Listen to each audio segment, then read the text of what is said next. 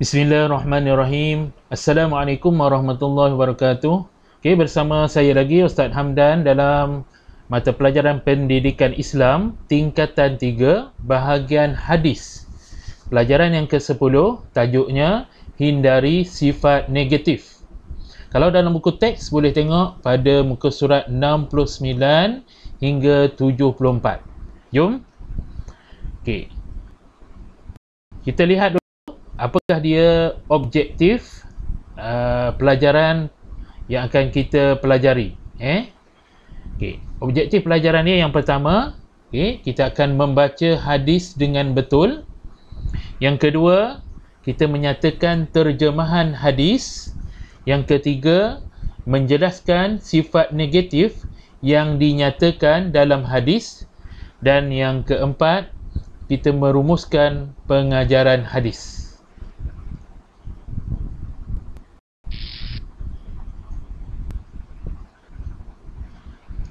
Okey, macam biasa, sekiranya suka video ini, subscribe, tekan loceng, like, komen dan share untuk kita dapatkan video-video pada masa akan datang. Okey, kita teruskan dengan bacaan hadis. Kita akan baca hadis dengan betul. Bismillahirrahmanirrahim. An Anas bin Malik radhiyallahu anhu yaqul كان رسول الله صلى الله عليه وسلم يقول اللهم إني أعوذ بك من العجز والكسل والجبن والهرم وأعوذ بك من فتنة المحيا وممات وأعوذ بك من عذاب القبر. Riwayat Al-Bukhari. Jadi kita telah membaca hadis ini. Cuba kita lihat apakah maksud ataupun makna hadis yang telah kita bacakan tadi. Kita akan baca hadis dengan betul dan fahami maksudnya. Cuba kita tengok hadis tadi ada sebut Allahumma inni a'udzubika. Ini biasa kita baca ni. Nak masuk tandas kadang-kadang kita baca Allahumma inni a'udzubika minal khubusi wal khaba'is. Apa maksudnya? Tentunya kita ingat apa maksudnya. Ya Allah, aku memohon perlindunganmu. Aku memohon perlindunganmu.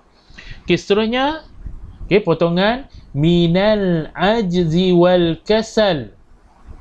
Apa maksud minal ajzi wal kasal? Daripada ajzi ada satu sifat lemah. Sifat lemah, wal kasal dan malas.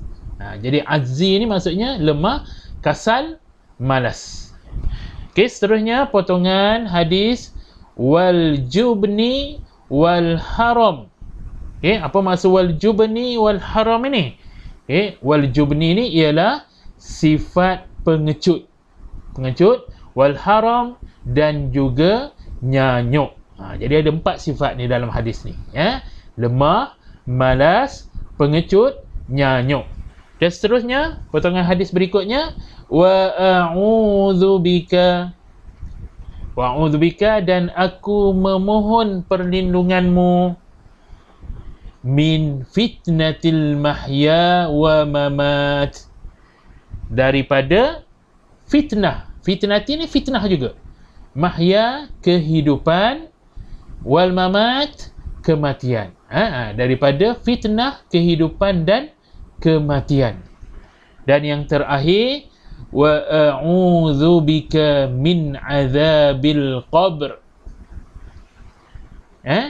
Dan aku memohon perlindunganmu daripada azab kubur. Azabil qab ni azab juga, kita pun cakap azab juga, qab kubur. Jadi mudah kita nak ingat. Jadi kat sini lemah, kasal malas, jubni pengecut, haram nyanyuk, fitnatil mahya wa mamat fitnah kehidupan dan kematian, azabil qab azab kubur. Jadi kita kena ingat lah, serba sedikit makna hadis yang kita pelajari ni. Okey, seterusnya cuba kita lihat pula. Okey, dalam hadis tersebut apakah sifat-sifat yang tidak disukai oleh Allah Subhanahu Wa Taala? Apa dia sifat dia? Betul. Sifat yang pertama lemah. Bagus, pandai ya. Sifat yang kedua iaitu malas. Sifat yang ketiga apa dia tadi? Ya, betul. Pengecut. Dan sifat yang keempat yang terakhir dalam hadis itu ialah sifat nyanyuk. Jadi ada 4 sifat yang kita minta berlindung dengan Allah berdasarkan kepada hadis ini. Lemah, malas, pengecut, nyanyuk. Baik, seterusnya cuba kita tengok ya. Apakah dia sifat yang tidak disukai tadi? Kita akan tengok lemah. Apa dia lemah tadi? Lemah lawannya kuat. Lemah lawan dia kuat. Apa maksud lemah ni? Lemah ni bermaksud meninggalkan sesuatu yang tidak mampu dilakukan. Maksudnya dia tak mampu lakukan. Dia tinggalkan sesuatu tu kerana tidak mampu lakukan. Kalau dia mampu, dia lakukan. Tapi ni tak mampu. Jadi dia lemah. Contohnya, murid yang tidak mampu membantu guru mengangkat barang. Kerana apa? Kerana dia sakit. Kalau tak sakit, dia mampu. Dia jadi kuat. Jadi itulah dinamakan sebagai lemah. Jadi ada perkataan apa? Tidak mampu ni. Itu lemah, kena ingat. Okey. Baik. Yang kedua, malas. Malas lawannya rajin. Malas lawannya rajin. Ya. Apa dia malas pula? Malas ni bermaksud meninggalkan sesuatu yang mampu dilaksanakan. Beza sikit tadi. Macam lemah tadi, tak mampu. Yang malas ni mampu. Dia meninggalkan sesuatu yang mampu dia boleh buat, tapi dia tak lakukan, tidak meninggalkan. Okey, contohnya apa dia? Malas solat, semayang malas puasa. Ini adalah sifat yang tidak disukai oleh Allah Subhanahu Wa Taala, sifat malas. Jadi seterusnya sifat yang ketiga. Apa dia sifat yang ketiga tadi? Ya, sifat yang ketiga ialah sifat pengecut. Pengecut lawan dia berani. Pengecut lawan dia berani. Okey, apa maksud pengecut? Pengecut ni maksudnya orang yang tidak berani melakukan atau menghalang sesuatu situasi. Dia tak berani.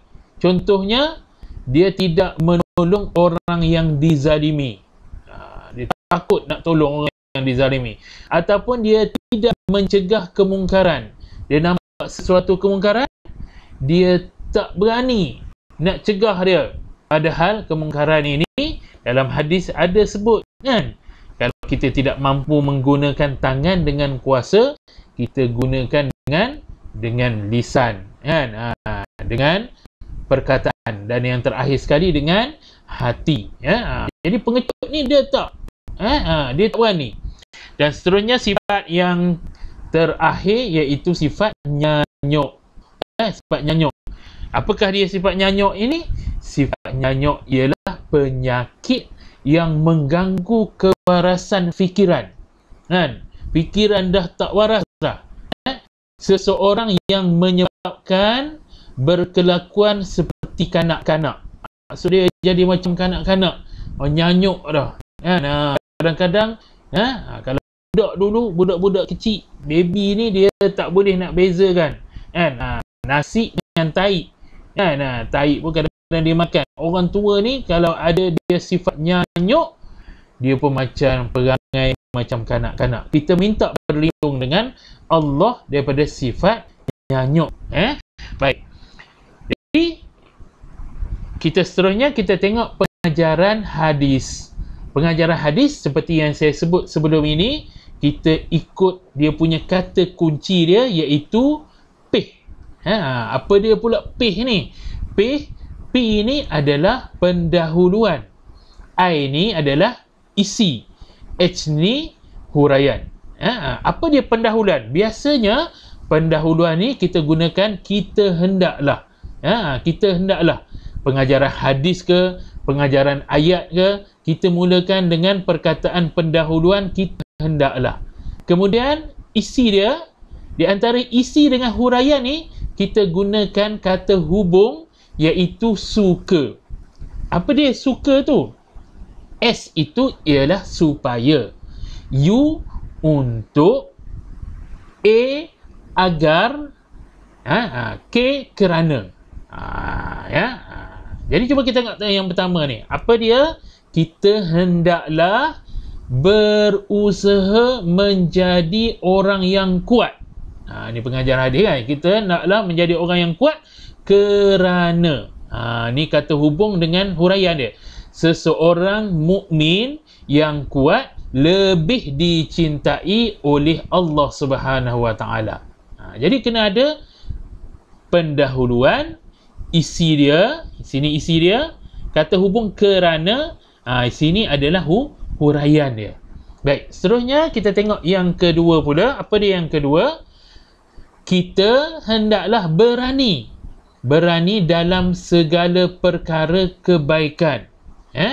Kerana, kata hubung ni ada kerana, sifat ini sifat para wali Allah Subhanahu Wa Taala. Baik.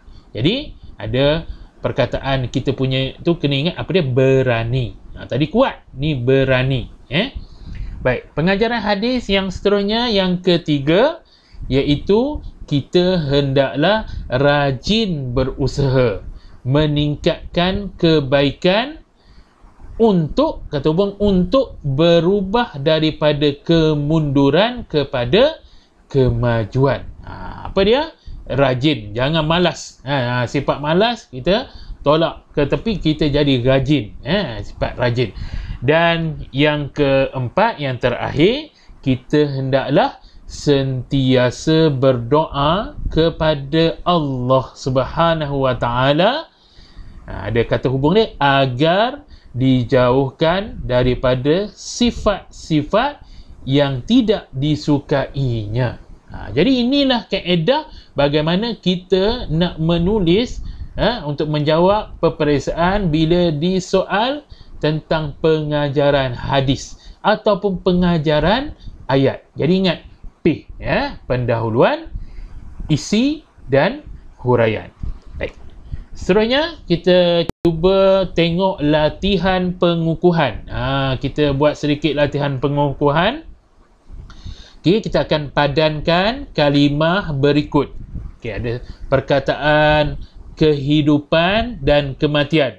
Cuba ingat tadi, apa dia kehidupan dan kematian? Yang kedua, malas. Malas. Yang ketiga, lemah. Yang keempat, azab kubur. Dan yang kelima, pengecut. Cuba kita letakkan perkataan dia. Al-ajzi, yang pertama. Wal-kasali, yang kedua. Yang ketiga, wal-jubni. Yang keempat, al-mahya wa mamati.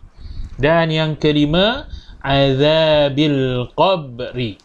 Okay, kita tengok yang pertama ni dulu. Kehidupan dan kematian. Mana dia kehidupan dan kematian? Kita cari kat sini mana. Oh, tadi pernah dengar apa dia tadi? Mamat. Mamat. Mati. Kan? Inna salati wa nusuki wa mahyaya wa mamati. Ada perkataan wa mamati dan mati. Kan? Kematian. Kan? Dan matiku kalau dalam doa iftitah tu. Jadi apa dia kehidupan dan kematian ni? Al-mahya wa mamat. Betul. Pandai. Okay, seterusnya kita tengok pula malas. Mana malas? Malas. Tak kat sini. Malas. Malas. Malas. Apa dia? Malas? Al-kasal. Ya, betul. Wal-kasali ni maksudnya dan malas. Malas lah. Lemah pula. Cuba kita tengok lemah. Mana lemah? Ada 3 saja pilihan ni. Sama ada al-ajzi, wal-jubni ataupun azabil qab. Lemah. Oh, ya. Lemah maksudnya ajzi.